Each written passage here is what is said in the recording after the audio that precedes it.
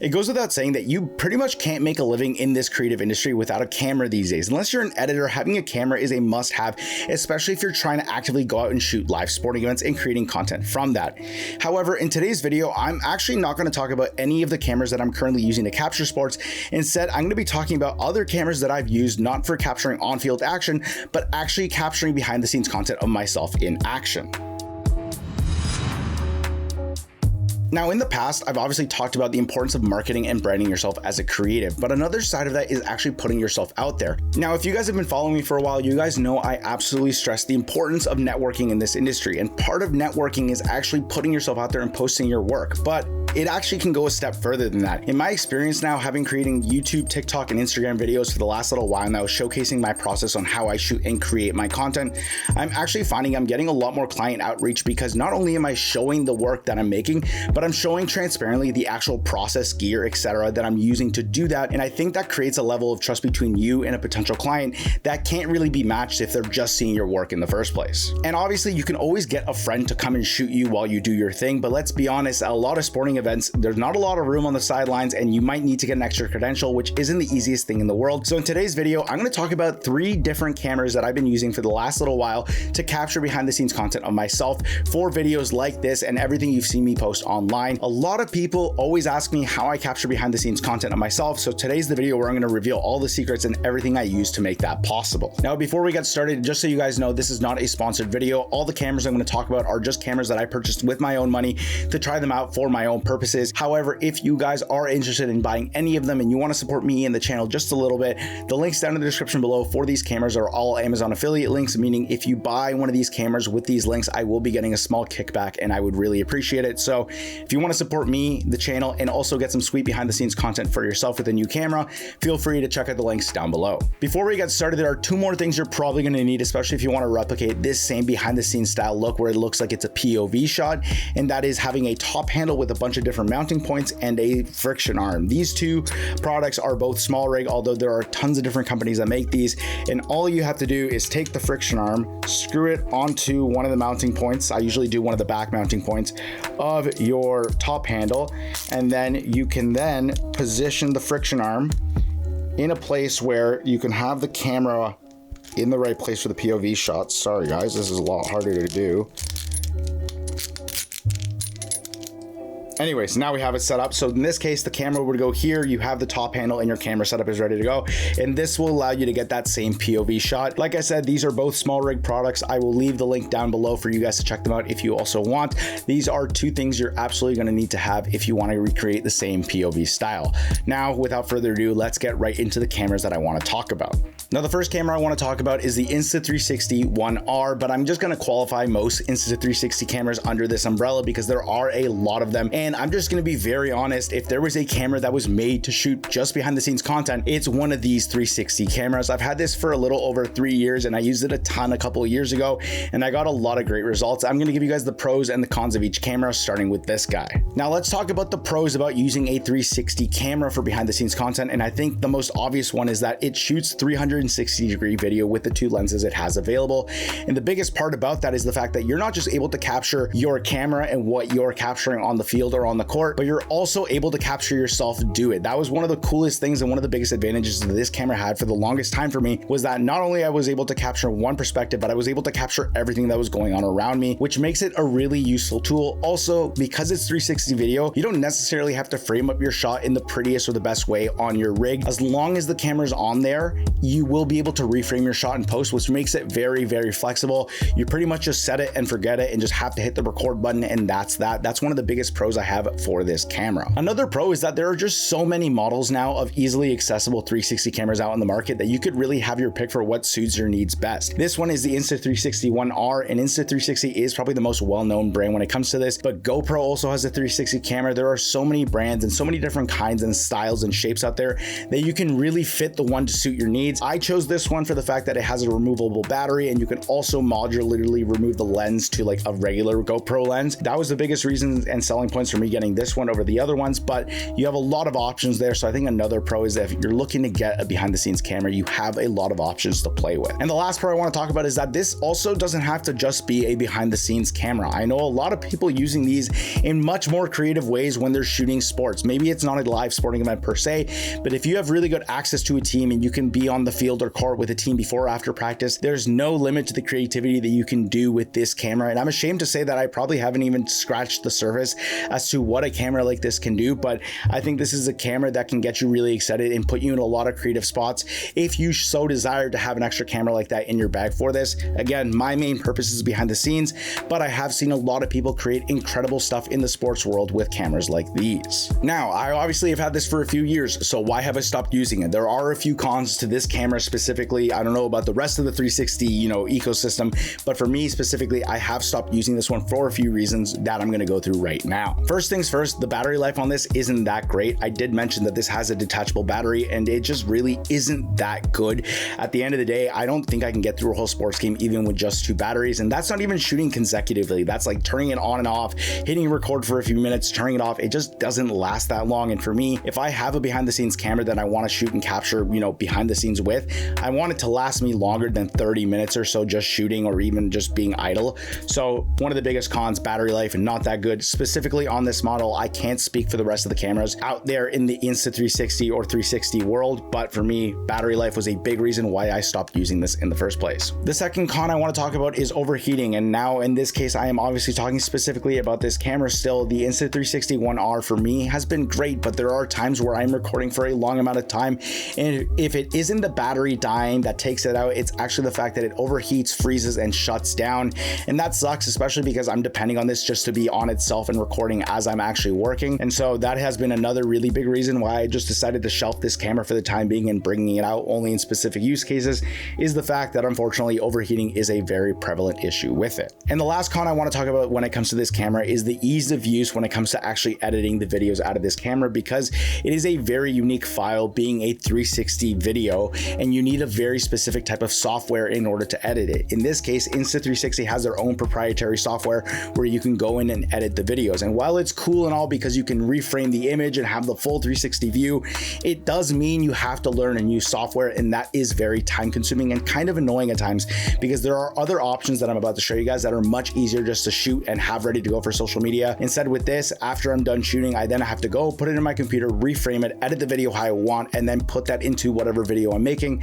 So just the editing process for this and the actual, ease of use is a huge time suck and a very big reason why I unfortunately don't use this as much as I should. And that kind of does it for the Insta360 here. The Insta360 was a great behind the scenes camera and in theory still is, but just in my line of work and what I do and what I want from a behind the scenes camera, the cons just outweighed the pros, and I needed something a little bit more reliable and a little bit more efficient. And those are really 2 features in the next 2 cameras I'm going to talk about that you're going to notice why I ended up going with other options over this. However, this has its use case. 360 video is incredibly unique and fun to play with. And so if you end up getting any camera like this, I promise you it is a very cool way to capture behind the scenes content for yourself. The next behind the scenes camera that I've used that I want to talk about is one that we all 100% have. In fact, you're probably using it right now to watch this video, and that is your phone. Now, phone cameras are just getting better and better, and we can debate whether or not they'll eventually, take over something like a mirrorless camera. But for behind the scenes content and just general content capture, phone cameras are getting better and better every single year. It doesn't have to be an iPhone, it can be an Android, but this will also save you a couple $100s from spending on a different camera because you already own a phone. So if you want a really quick and easy way of getting behind the scenes content that is also ready and integrated with social media as is, using your phone is a really good option as well. By the way, if you do want to use your phone as a behind the scenes camera, there is one more thing you're going to have to buy, and that is a phone holder or a phone grip, whatever you want to call it, in order to actually mount this onto the friction arm.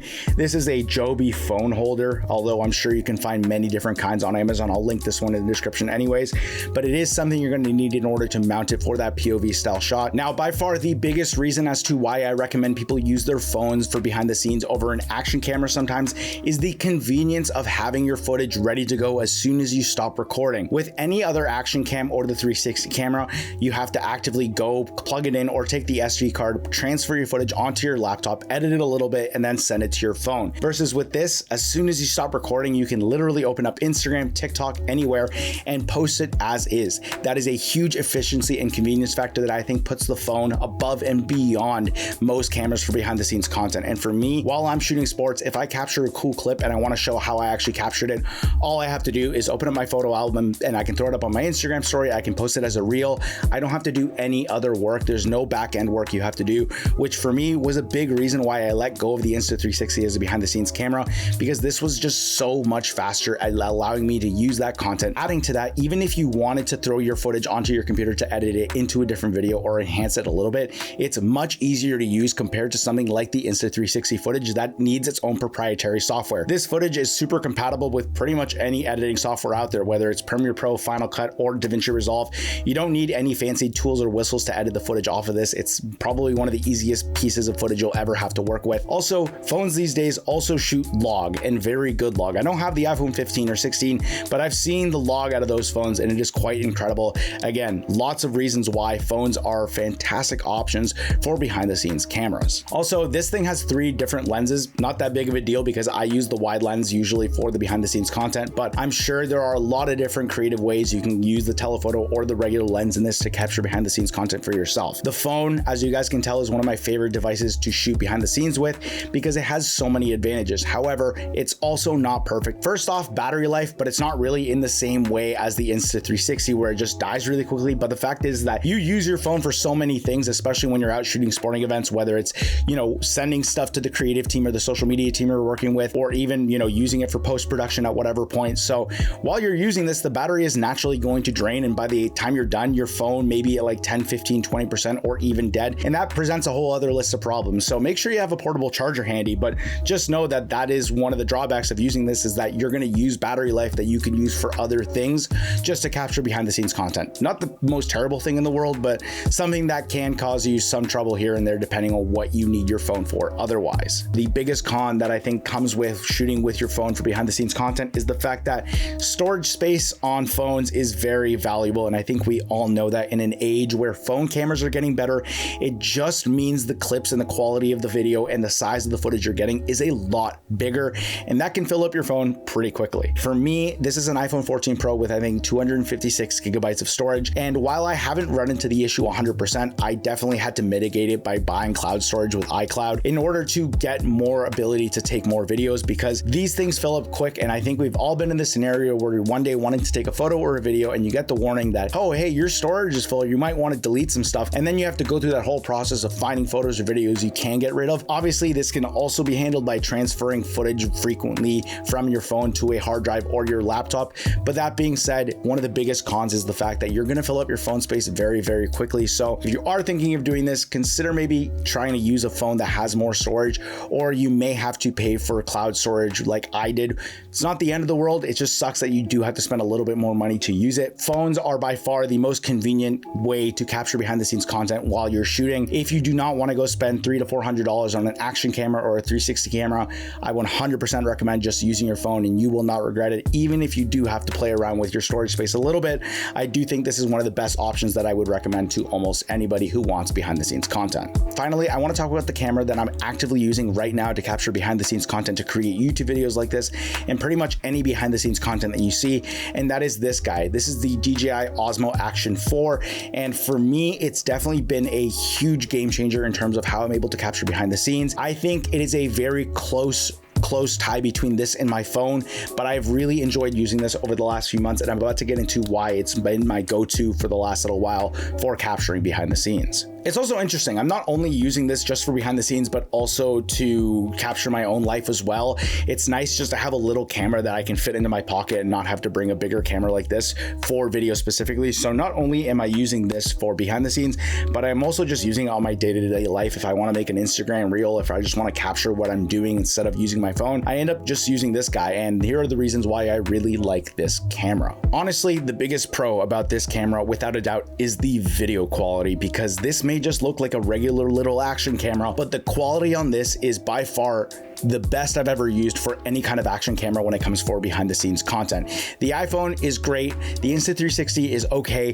This thing is incredible. And the biggest reason I think for me is not just the video resolution, because this obviously can shoot in 4K, but for me, it's the dynamic range and the fact that I can shoot 10-bit log on this camera. And even though that obviously does come at a cost in terms of having to do some post-production on it, this just looks incredible to me. And I have a lot of people always asking, oh, what did you shoot that on? It looks like it was shot on vertically on like a mirrorless camera. This was shot on a DJI action camera. It looks that good. You're able to color grade it really, really well. And it just looks sharp. I would say it looks even a little bit more natural than an iPhone to me. So by far the biggest pro of this video quality for this is above and beyond the other three options. And I actually got convinced by seeing my friend Anthony, shout out my guy Anthony in New York, use this for some running videos. And ever since I got it, I've been hooked on how good this looks. So the biggest selling point for me on this camera and why it is currently my main behind the scenes camera is the excellent video quality coming out of the DJI Osmo 4. I do want to add the caveat though, I don't think that this is as good as your mirrorless cameras. Obviously it's a small sensor, it's an action camera, it has its place in your arsenal,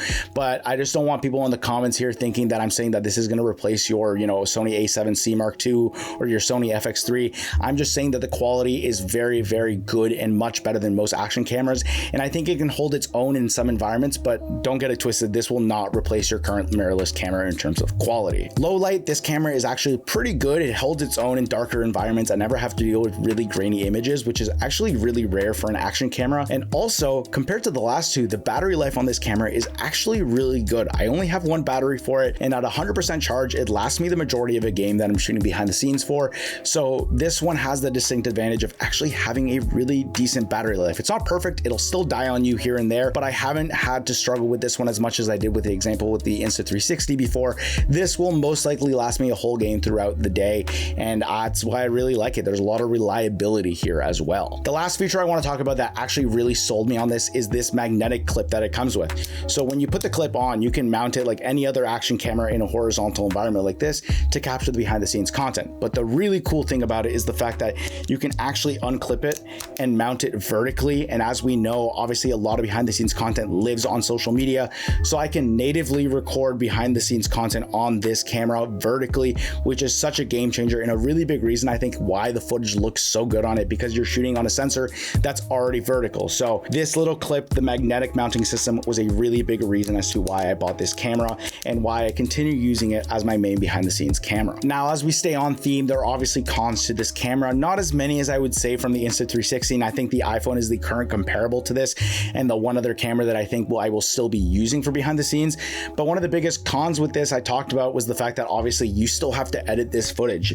If you're shooting in log, you probably want to throw a color grade on it, so that means you have to take the SD card out, put it in your laptop, put it in your editing program, add a color grade, export it, get it back on your phone before you can post it on social media. Versus with your iPhone, it's really, really easy to go from shooting it to posting it in the matter of seconds. So that's one of the biggest drawbacks. As much as I love using this camera for the video quality and the log potential, you also have to spend time editing on it, which means it's not going to be as ready as quickly as you'd like, especially if you want to just flip it to social media as soon as you're finished shooting your behind the scenes content. The other con about this camera is that unfortunately you kind of have to buy a few other things to get the full potential out of this camera. Out of the box, it's great, but if you really want to get the best looking image and have full control over your settings on this camera, I invested in a set of ND filters onto it to control my shutter speed a little more and have more of a natural looking video, especially if I'm shooting something like 24 or 30 frames a second. But you do have to invest a little bit more onto it to get its full potential.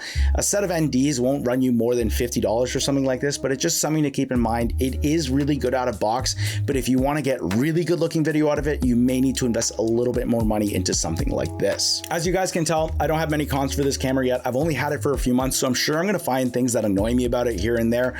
But for now, it rightly sits atop the mountain of behind the scenes cameras in my bag right now. Next to the iPhone, it's one of the most useful and utility level cameras I've ever used, and I've had a lot of fun with it. So if you guys want the best of the best, in my opinion, I think it's this guy, followed by the iPhone, and then followed by a 360 camera in terms of what I would get for behind the scenes footage and content of that sort. However, you guys should definitely pick what fits your budget and needs more. I just wanted to give you guys the options and the way I'm using this right now to capture the content that you're seeing all the time on my YouTube channel and on social media as well. Like I said before, if you guys do want to check out any of these cameras, they will be linked down in the description below. And while you're down there, please consider leaving this video a like if you guys enjoyed enjoyed it, please consider subscribing if you haven't. If you're new here and you enjoyed this video, I would love to have you as part of this community. So hit that subscribe button if you can. If you are a recurring viewer who has not subscribed, and I'm looking at a lot of people here because I know those numbers are in my analytics somewhere that people are watching and not subscribing, please consider subscribing if you can. We just hit 9,000 subs on this channel about like a week ago, and I'm so close to hitting my 10,000 goal, which I'm really excited for. Something I could not see happening when I started this channel.